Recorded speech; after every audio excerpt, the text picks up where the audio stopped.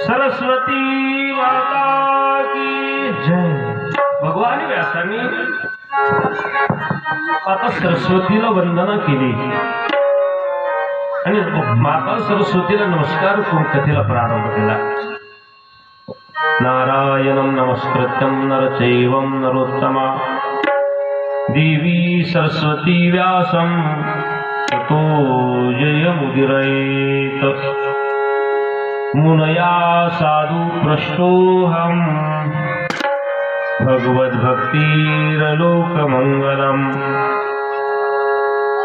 यत्प्रतः प्रश्नसम्प्रश्नो यतान्मासु प्रसीदति।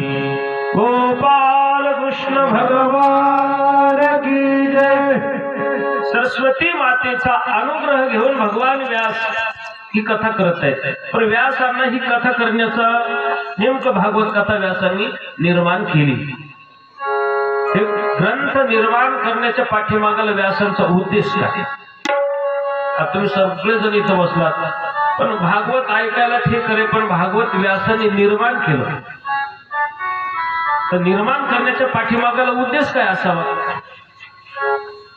आपण जे काही कार्य करतो त्या कार्याच्या पाठीमागाला काय असतो? एक उद्देश असतो। आता तुमचा हा सप्ताह चालू आहे, सप्ताह करण्याच्या पाठीमागाला उद्देश काय आहे? कलशारोहण या निमित्तानं हा सप्ताह प्रारंभ झालेला होता। तर आतापर्यंत 24 वर्ष होऊन